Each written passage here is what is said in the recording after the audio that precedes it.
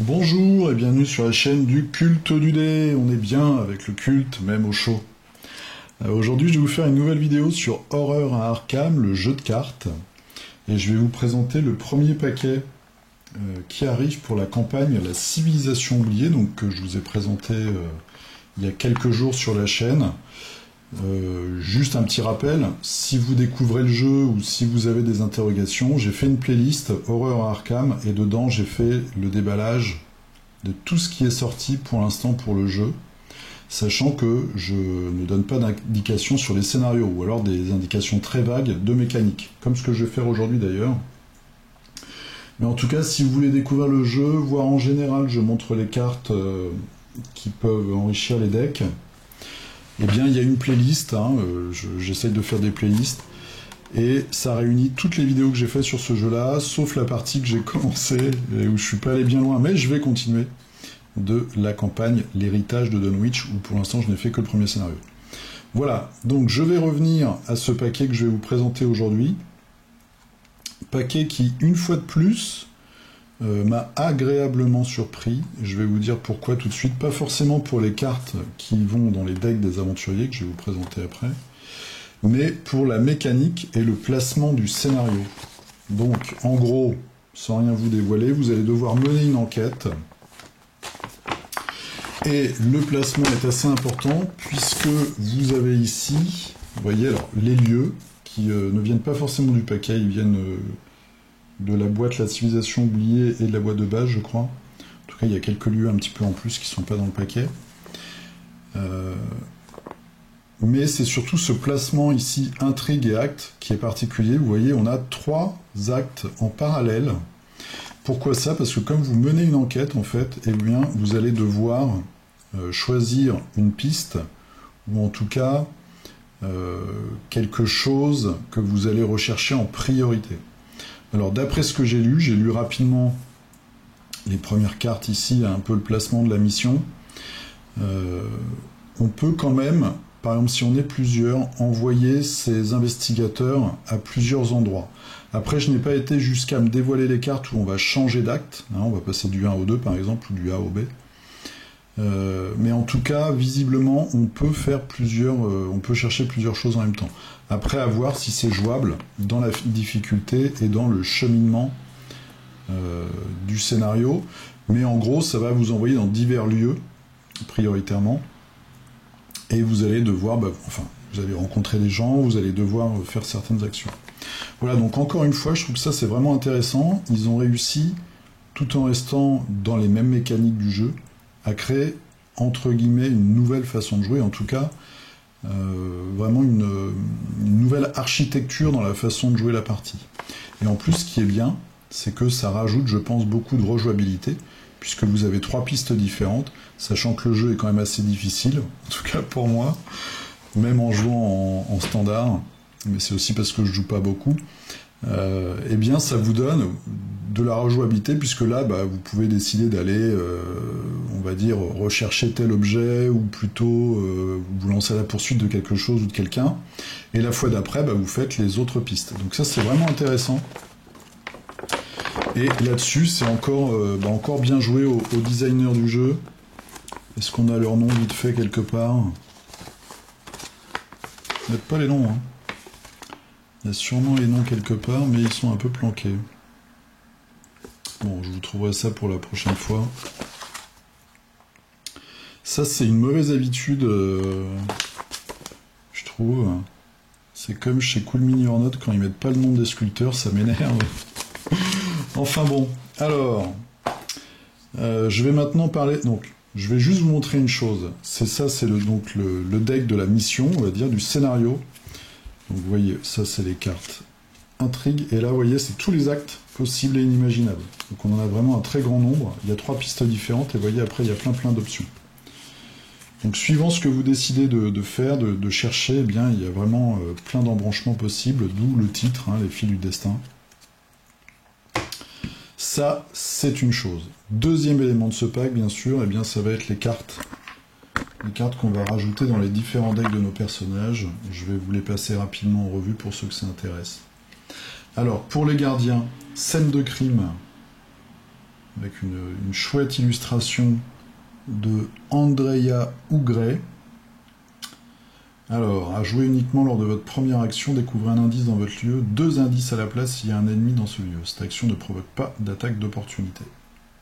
Voilà, donc on arrive juste pendant l'affrontement, ou en tout cas, voilà, la dépouille est encore fraîche, et ça nous permet d'avoir plus d'indices.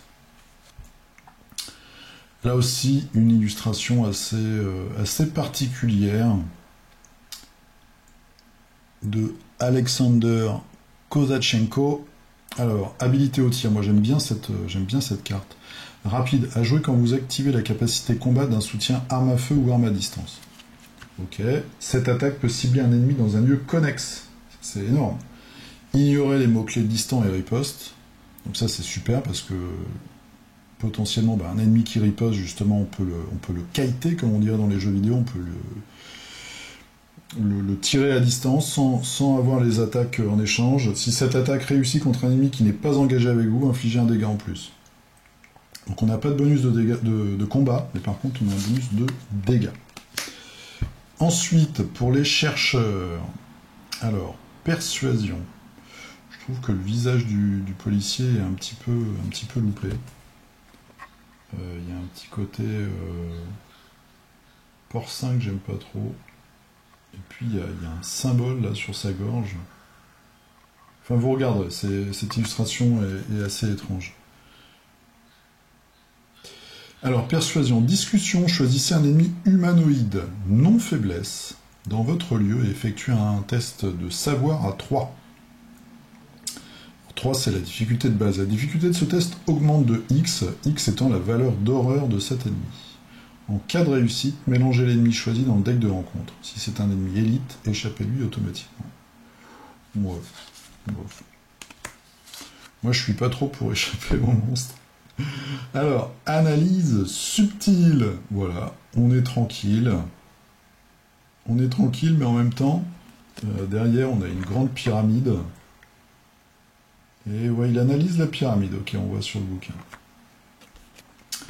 Donc, c'est un talent permanent, limite de 1 par deck.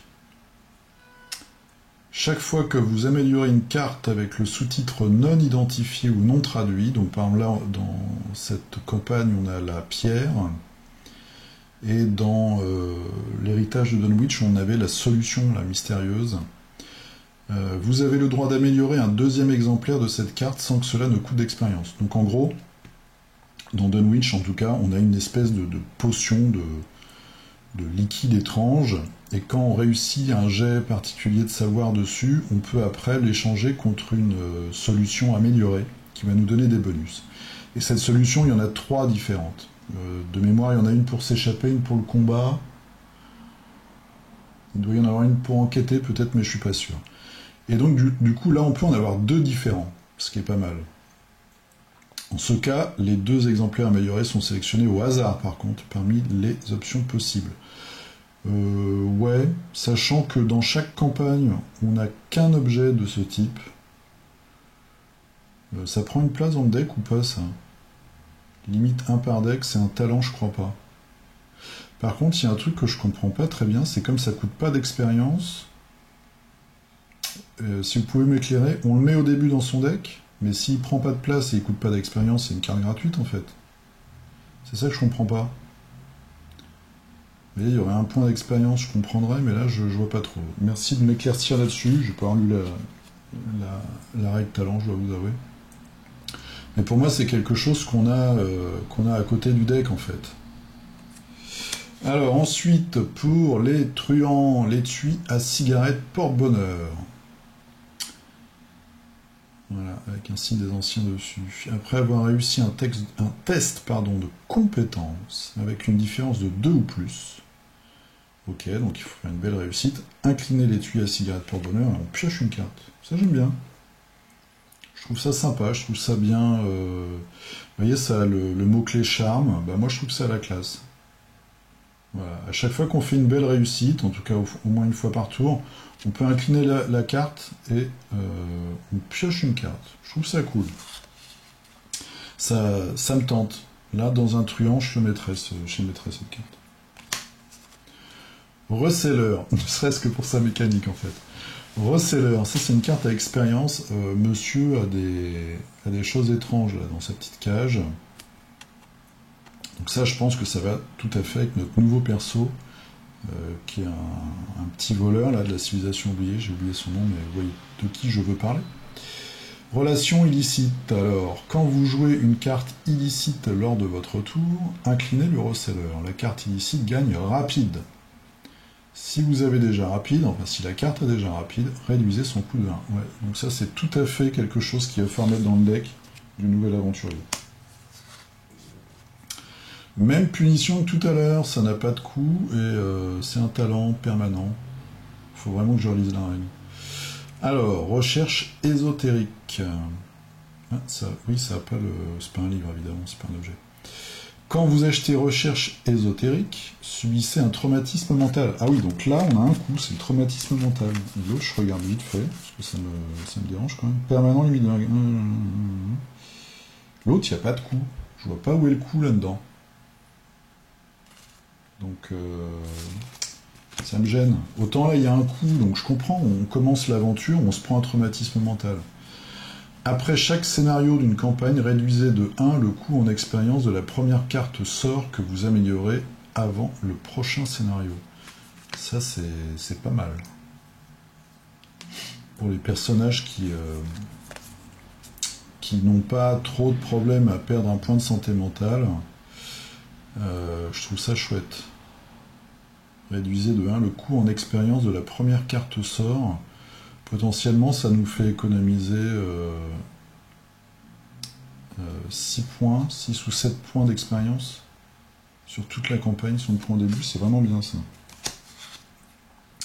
Contre-sort.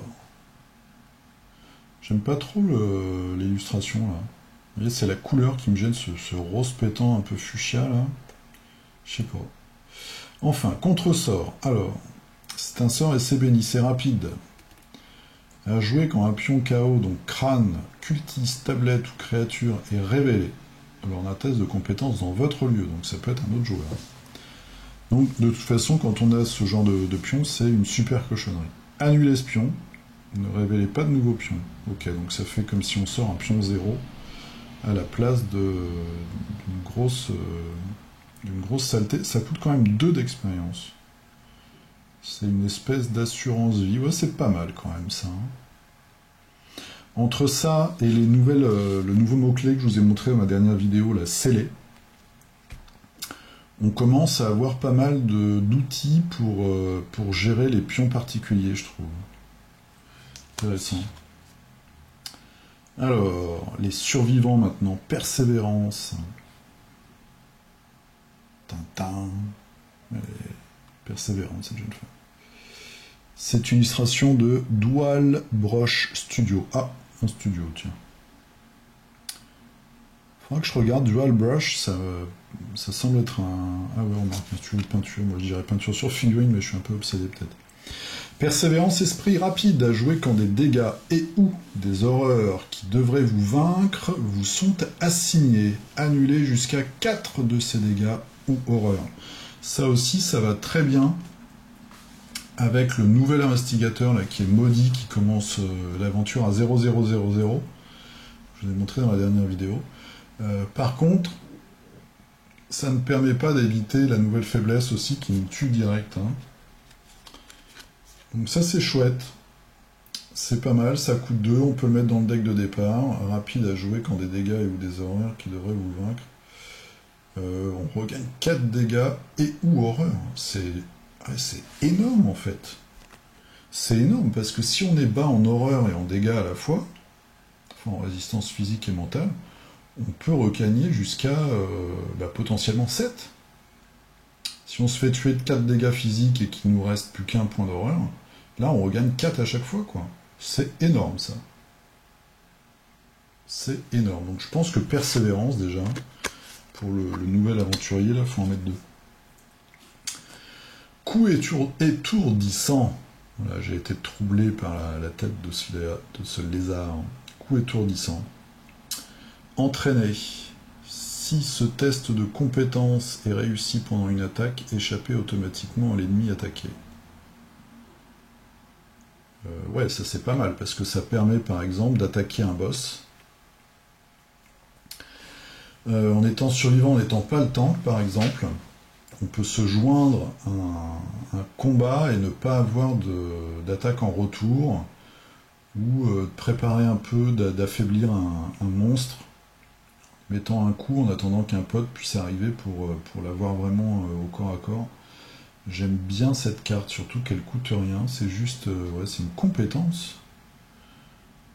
Entraîner. Si ce test de compétence est réussi pendant une attaque, échapper automatiquement à l'ennemi attaqué. Ouais, c'est vraiment bien ça, je trouve. Voilà, donc il y a quand même des très bonnes cartes. Donc je suis, enfin d'après moi, hein, je suis pas non plus un expert, moi je joue vraiment comme ça pour le fun. Ça c'est pas mal, ça c'est super bien, là, l'attaque à distance, je trouve ça vraiment chouette, ça j'aime pas trop, ça j'ai pas compris comment on la met dans son deck. Et puis je trouve pas que ce soit... Enfin, je comprends pas le coup en fait. Donc si je comprends pas le coup, ou alors le coup c'est juste le fait que ce soit aléatoire. Ouais, enfin en même temps ça fait 2 chances sur 3. Ouais. Ce serait vraiment pas de bol d'avoir la carte qu'on veut sur les 3 quoi. Si c'est ça le coup de cette carte, ouais, je suis pas convaincu. Enfin, je la prendrais du coup. Ça, j'adore. Mais j'adore pour pour l'esthétique en fait. Je trouve ça génial. Reseller pas mal pour le personnage particulier. Recherche ésotérique, je trouve ça très bien. Contresort, ouais, c'est pas mal aussi. Ça, c'est génial ça, c'est génial tout court. Ça, c'est génial tout court. Et ça, c'est bien aussi pour un survivant. Ouais, il y a vraiment des très bonnes cartes. Et en plus, le scénario a l'air intéressant avec ce côté enquête. Donc, bah écoutez, je suis vraiment très content. Très très content de ce paquet là. Donc, j'attends pour la semaine prochaine le prochain. Dès que je le reçois et que je lis vite fait la mécanique, je vous ferai une vidéo. Je vous dis à très bientôt. C'était donc la vidéo des Fils du Destin. Voilà, premier scénario en plus de la boîte de départ de la campagne La Civilisation oubliée. Ici. Je pense qu'à la prochaine aventure, nous allons retourner dans la forêt. Hein, se faire empoisonner, mordre et autres joyeusetés.